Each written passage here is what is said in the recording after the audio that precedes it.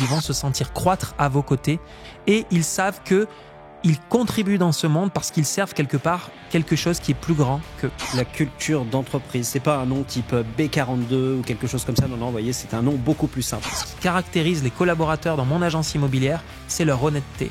D'accord, mais c'est quoi l'honnêteté en fait? J'ai sorti mon téléphone portable pour vous partager la mission, et après on fera la vision, de Disrupteur Immobilier. Et ça, c'est ce que font, je dirais, 80% au moins des entreprises qui disent « mais nous, nos valeurs, c'est ça, nous, nos valeurs, c'est ça ».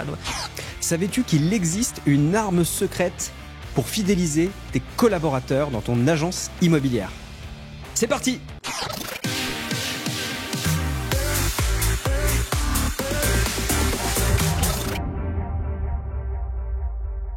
Bonjour à toutes et à tous, j'espère que vous allez bien. Cédric, votre serviteur, et on se retrouve aujourd'hui pour un nouveau podcast. Et je suis accompagné de Jean-Philippe Avon. Salut Jean-Philippe. Salut Cédric, ça va? Super, et toi? Ouais, super, merci beaucoup. Ravi Top. d'être là. Moi aussi, c'est pareil. Alors aujourd'hui, on va parler d'armes secrètes. Voilà, tu sais qu'on est en temps un petit peu tendu en ce moment, l'actualité nous le prouve. Et nous, on a une arme secrète aujourd'hui qui va nous permettre de gagner un combat. Mais ce combat, c'est pas n'importe quel combat, c'est le combat de la fidélisation des collaborateurs. Tout à fait. Alors, dans cette thématique de la fidélisation des collaborateurs, ce qu'on va expliquer, ce dont on va parler aujourd'hui, est un des éléments qui contribue à la fidélisation des collaborateurs. Pour autant, c'est un sujet qu'on aborde en fait très rarement et qui pour autant constitue un facteur majeur de rétention des collaborateurs en agence immobilière, parce qu'on parle souvent du management, on parle souvent des outils mis à disposition, on parle souvent des taux de rétrocession, l'agence qui prend 50-50, mais au final, on oublie souvent de parler d'un outil qui est très important et qui, surtout, plus le temps va passer, va gagner en importance dans les années à venir, c'est celui de la culture d'entreprise. Donc aujourd'hui, c'est ce dont on va parler, qui est un outil qui est complètement sous-utilisé, sous-exploité, ignoré des directeurs d'agence, et pourtant, il faut s'y atteler parce que c'est un axe de fidélisation pour aujourd'hui et pour demain. Parfait, le mot est lâché, la culture d'entreprise. C'est pas un nom type B42 ou quelque chose comme ça. Non, vous voyez, c'est un nom beaucoup plus simple. D'ailleurs, si vous regardez cette chaîne YouTube ou si vous nous écoutez sur Deezer ou Spotify, bref, n'importe quelle plateforme audio, pensez à vous abonner pour recevoir gratuitement notre contenu. Ceci étant dit, Jean-Philippe, mais c'est quoi alors finalement la culture d'entreprise? Alors, la culture d'entreprise fait partie de la grande famille des éléments normatifs d'une entreprise, mais que l'on appelle plutôt le soft power, on va dire, dans une entreprise. Tu as le hard power, c'est-à-dire quelque chose qui, la force légale, en fait, c'est-à-dire, par exemple, le contrat de travail, le contrat d'agent commercial, le règlement intérieur. Tout ça, on peut dire que ce sont des éléments de hard power, quelque part, dans une entreprise. Et puis, tu as des éléments plus subtils, mais qui comptent tout autant et qui, bien souvent, ne sont pas matérialisés au sein d'une entreprise et y compris au sein d'une agence immobilière. Donc du soft power, et la culture d'entreprise est l'élément qui matérialise ce soft power. Donc la culture d'entreprise, pour être un peu plus précis sur ses caractéristiques et ses composantes, il y en a en principe 3 de composantes dans la culture d'entreprise. Il y a 1, la mission de l'entreprise, 2, les valeurs de l'entreprise, et 3, la vision de l'entrepreneur ou de l'entreprise. Donc c'est ces éléments de culture-là qui contribuent à la fois comme étant c'est un espèce de ciment. La culture d'entreprise va agir comme une espèce de ciment qui va régir les interactions entre collaborateurs, mais également les relations entre les collaborateurs et les clients. C'est quelque chose qui va être rayonné vers les clients aussi, et qui, en fait, c'est une sorte de lame. C'est comme si c'était l'âme d'une entreprise, quelque part. Est-ce que tu pourrais, par exemple, nous donner un exemple d'entreprise qui a une culture extrêmement forte, qui transpire? Netflix est très connu pour avoir une culture d'entreprise extrêmement forte. D'ailleurs, il y a beaucoup, quand on parle de culture d'entreprise et dans le milieu des experts de la culture d'entreprise, c'est d'ailleurs souvent parce qu'il y a eu des entreprises illustres qui ont fait de la culture d'entreprise des éléments majeurs et vecteurs de recrutement, de politique commerciale, etc. Et par exemple, Netflix, qui a matérialisé de façon très formelle sa culture d'entreprise, avec un exemple que je vais citer, qui est par exemple la culture du feedback instantané. Par exemple, chez Netflix, on s'autorise à donner son avis, même si on sait que ça va pas plaire au patron, même si on est en pleine réunion, donc c'est un peu la critique un peu débridée. Et ça, par exemple, c'est une singularité des valeurs qu'il peut y avoir chez Netflix et qui sont matérialisées dans ce qu'on appelle un culture book. Ouais, je le partage. Donc, voilà. Et donc, pour que ces valeurs soient réellement des valeurs, il faut qu'il y ait quand même une singularité. Voilà. Il faut une définition derrière de ces valeurs-là. Tu vois, quand on parle de, je sais pas, de n'importe quoi, de bienveillance ou d'honnêteté, bah, si je te parle toi d'honnêteté, peut-être qu'on n'aura pas la même définition de l'honnêteté. Donc ça nécessite de, si on dit, bah moi, tous les collaborateurs, ce qui caractérise les collaborateurs dans mon agence immobilière, c'est leur honnêteté. D'accord? Mais c'est quoi l'honnêteté en fait? Donc on va avoir besoin de dire, c'est quoi l'honnêteté dans notre entreprise? Par exemple, je sais pas, ça peut être l'honnêteté, c'est de dire, je conseille les autres personnes, même si ça va pas forcément dans mes intérêts à moi. Voilà, ça c'est une façon d'incarner peut-être une forme d'honnêteté.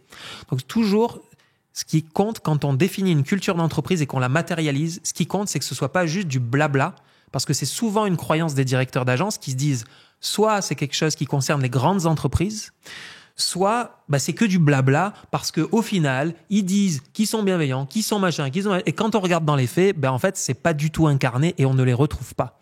Ouais. Donc, ça m'amène une question, justement, Jean-Philippe, par rapport à ça. C'est la culture d'entreprise, lorsque l'on veut définir ses valeurs, sa mission et tout ça, est-ce que c'est ce que l'entreprise vit au moment où elle écrit cette culture ou ce qu'elle aspire à devenir? Ou un mix des deux? Absolument, tout à fait. C'est une très bonne question parce que au démarrage, on peut se permettre, dans les cultures, dans les éléments de culture qu'on pose, comme par exemple les valeurs, etc., on peut se permettre de le faire tout seul dans son coin.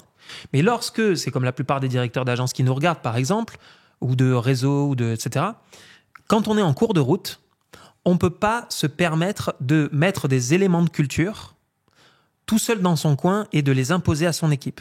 Ça ne peut pas être le cas parce qu'en fait, ça veut dire quoi? Ça veut dire que si tu le fais, mais que tu souhaites que ces valeurs-là soient incarnées vraiment dans ton équipe, ça veut dire que tu vas devoir virer certaines personnes qui collent pas en fait à ça. Bien sûr. Or, c'est pas ton objectif premier et ça sert à rien. On va pas virer des gens dans le monde réel pour aller au profit d'idéaux auxquels on souhaite coller.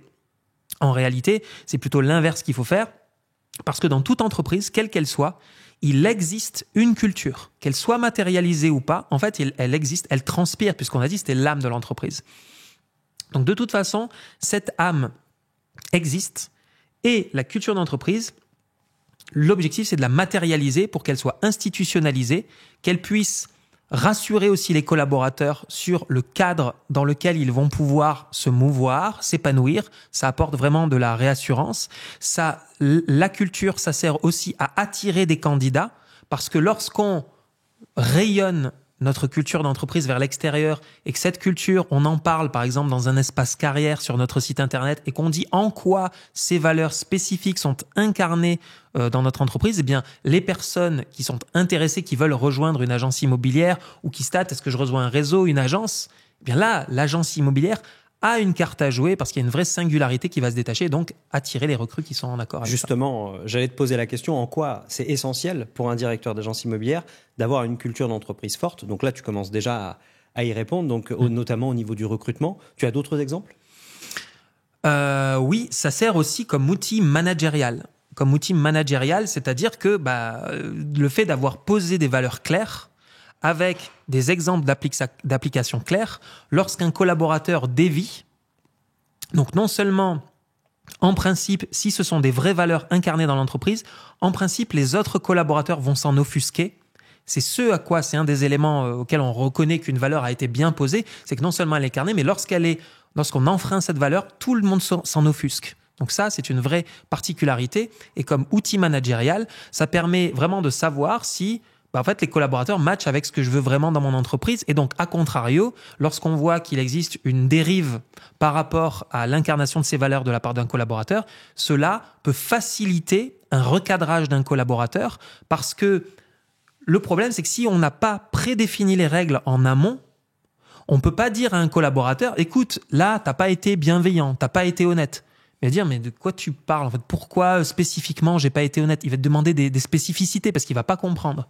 Parce que si tu n'as pas posé les règles de ta culture en amont, tu ne peux pas reprocher quelque chose à quelqu'un que tu n'as pas posé comme règle au préalable. Donc là, c'est comme je l'explique souvent, on a une casquette de commandant en tant que chef d'entreprise. Donc, le chef d'entreprise, il a sa casquette de commandant. Quand il pose le cadre de collaboration, qui peut être constitué du contrat de travail, du règlement intérieur aussi, mais également des éléments de culture.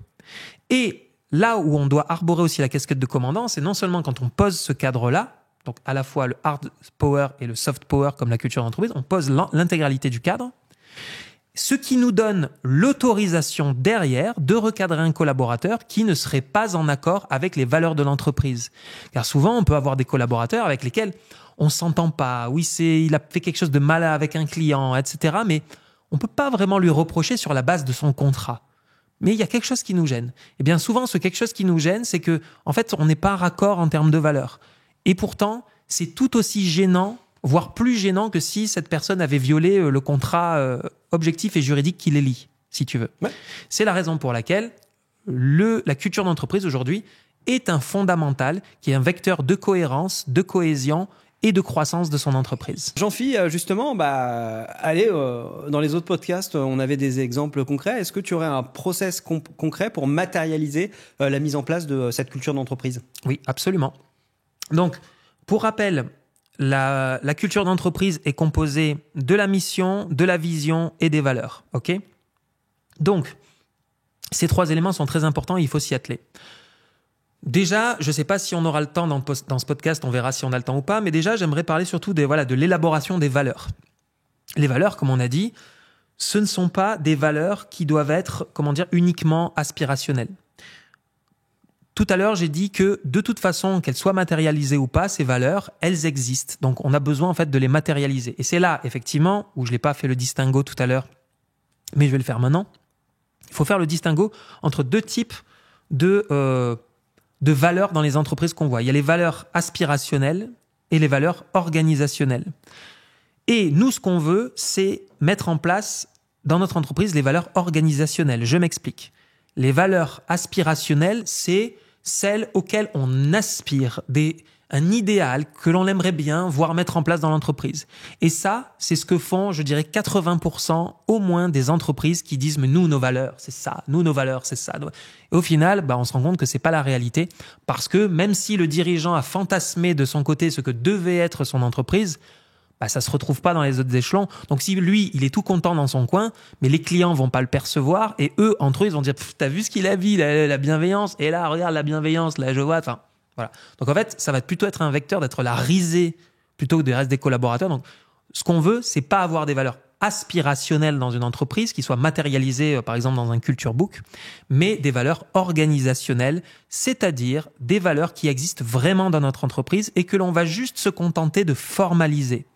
Donc pour ça, on peut utiliser un process de formalisation qui peut être le suivant, par exemple, c'est-à-dire que le directeur d'agence, si on est à l'échelle du directeur d'agence, peut commencer par faire une ébauche de valeurs, 3 à 5 valeurs, qui, selon lui, seraient pleinement incarnées de son point de vue dans l'entreprise. Donc il fait la liste de 3 à 5 valeurs et il explique pour chacune de ces valeurs 3 exemples de son point de vue, comment elles sont incarnées concrètement dans l'entreprise à l'heure actuelle. Donc il dresse cette liste-là et ensuite il fait une réunion où il invite les autres collaborateurs ou à minima les autres responsables de service, etc. Enfin, ça dépend de la taille de l'entreprise, mais en tout cas, à l'échelle d'une agence immobilière, ça peut être avec l'ensemble des collaborateurs, pour dire, voilà, je souhaiterais qu'on mette en place les valeurs de l'entreprise. Attention, c'est pas juste du bullshit comme on dit, il faut vraiment que ce soit incarné, etc. J'ai commencé un premier travail de mon côté. Aussi, je souhaiterais vous soumettre mon travail afin de vous consulter et vous interroger. Est-ce que déjà, vous reconnaissez dans ce que j'ai écrit là? Est-ce qu'elle vous semble pleinement incarnée? Oui, non, on en discute. Et vous, chers collaborateurs, est-ce que vous verriez d'autres valeurs qu'il faudrait ajouter? Et donc, en fait, c'est le fait de se réunir et de se mettre d'accord, moyennant une réunion ou 2, pour se mettre d'accord pour certaines valeurs organisationnelles au sein de l'entreprise. Et une fois qu'on a défini collectivement ces 3 à 5 valeurs et qu'on a décliné pour chacune des valeurs 3 exemples de concrètement comment c'est incarné dans l'entreprise, là, on peut intégrer toutes ces valeurs au sein d'un document que l'on va appeler un culture book, qui va permettre d'être la matérialisation tout simplement de cette culture d'entreprise et qui fera également office de cadre de collaboration avec les autres parties prenantes de l'entreprise. Et donc, c'est là où on s'en sert comme outil managérial, comme outil de recrutement, comme outil de communication aussi sur les sites internet de l'agence immobilière ou de l'entreprise. Et de voir, c'est comme ça qu'on crée vraiment des valeurs fortes qui rayonnent et dont on se dit, waouh, là, une vraie cohérence entre ce qui est annoncé et ce que je vois dans cette entreprise. Ok, super. Et d'ailleurs, si vous-même, vous êtes intéressé de mettre ces outils-là en place chez vous, dans votre agence immobilière, rien de plus simple. On vous a mis un lien dans la description. Il vous suffit de cliquer dessus et de prendre rendez-vous avec un de nos conseillers pour voir si et comment on peut vous accompagner à développer le chiffre d'affaires de votre entreprise et bien évidemment à mettre en place une culture extrêmement forte pour fidéliser vos collaborateurs. Jean-Philippe, est-ce que tu vois d'autres choses qu'on pourrait rajouter par rapport à tout ce que tu viens de dire ? Oui, j'ai encore quelque chose qui me vient à l'esprit. C'est la chose suivante, c'est que là, jusqu'à présent, dans ce podcast, dans cet épisode, on a parlé uniquement en fait des valeurs. Donc, on a développé sur les valeurs parce que souvent, c'est ça qui revient le plus dans le quotidien des entreprises. Pour autant, dans cette culture d'entreprise, il existe 2 autres éléments fondamentaux que j'ai cités un peu plus avant dans cet épisode, que sont d'une part la mission de l'entreprise et d'autre part la vision de l'entreprise. Donc, juste, je vais très rapidement définir ce que sont la mission d'un côté et la vision de l'autre. Donc la mission d'une entreprise, c'est en gros pourquoi elle fait ce qu'elle fait. Qu'est-ce qu'on fait au quotidien ? Ça répond à la question pourquoi est-ce qu'on fait ce qu'on fait et qu'est-ce qu'on fait véritablement au quotidien. Par exemple, je t'invente un truc comme ça à la volée, faire en sorte de rendre les transactions plus agréables à Villepreux, par exemple, tu vois. Parce qu'on sait qu'il y a une agence de Villepreux qui est absolument dégueulasse et qui, voilà, il faudrait mettre un peu de noblesse là-dedans. Voilà. Alors justement, tu vois, j'ai sorti mon téléphone portable pour vous partager la mission, et après on fera la vision, de Disrupteur Immobilier. Chez Disrupteur Immobilier, nous transformons définitivement la vie des professionnels de l'immobilier afin qu'ils atteignent leurs objectifs les plus fous tout en s'épanouissant. Voilà. Tu vois, donc ça, c'est la mission. C'est ça ? Exactement, ça c'est la mission. Exactement, c'est notre quotidien, c'est notre raison d'être. Voilà, on appelle ça aussi la raison d'être. C'est vrai que j'ai oublié, j'aurais pu prononcer cette raison d'être. Donc, elle est là. C'est qu'est-ce qu'on fait, pourquoi on le fait, avec quelque chose de fort, d'impactant, de différenciant, de singulier. Et là, on voit que se dégage, par exemple, dans la mission de Disrupteur Immobilier, une véritable singularité. Donc ça, c'est la mission. Qu'est-ce qui nous lève le matin ? Et ensuite, on a la vision qui est la destination idéale de l'entreprise. Par exemple, je te le fais à l'échelle de... je t'invente un truc, l'agence de Villepreux. Avoir logé 40 000 personnes, 40 000 familles à horizon 2050. Voilà. Par exemple, ça peut être une vision. Ouais. Voilà. Parce que le fait de mentionner cette vision, lorsque vous arrivez en rendez-vous avec un vendeur, nous, notre vision chez Disrupteur Immobilier, c'est d'avoir logé 50 familles... Chez l'agence de Villepreux. J'ai dit quoi ? Disrupteur Immobilier, c'est pas grave. Pardon, désolé. À l'agence de Villepreux, le fait de dire ça, waouh, c'est un acteur...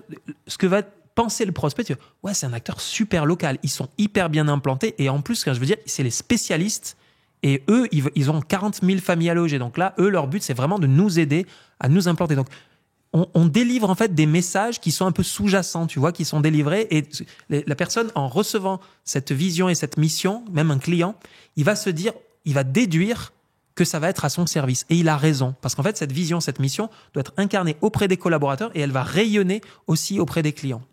Exactement. Alors, tu vois, la vision chez Disrupteur Immobilier, je me permets de lire pour être sûr de ne faire aucune faute. Nous aspirons à créer et impacter une communauté de 100 000 conseillers et agents immobiliers épanouis et riches émotionnellement et financièrement. Nous guidons des leaders inspirants qui redéfinissent les standards de la profession avec passion et singularité.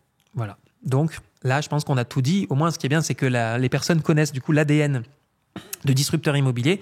Donc là, je pense que l'on a bien défini ce qu'était la vision, la mission et les valeurs pour avoir une culture d'entreprise forte et qui vont nous permettre de faire tout un tas de choses que l'on ne peut pas simplement faire avec des contrats de travail et un règlement intérieur.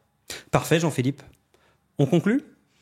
Oui, en conclusion, il faut, à mon avis, se dépêcher de matérialiser cette culture d'entreprise parce que, en fait, les enjeux des directeurs d'agence en termes de recrutement et de management sont nombreux.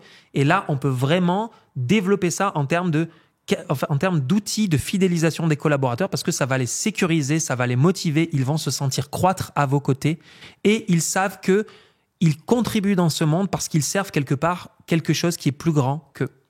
Super. Merci beaucoup pour tout ça, Jean-Philippe, pour toutes ces informations et tous ces conseils. C'est vraiment très, très, très, très riche. Merci beaucoup, Cédric, à toi. Excellente fin de journée à toi. À bientôt. Ciao, bye bye, les Toi amis. aussi.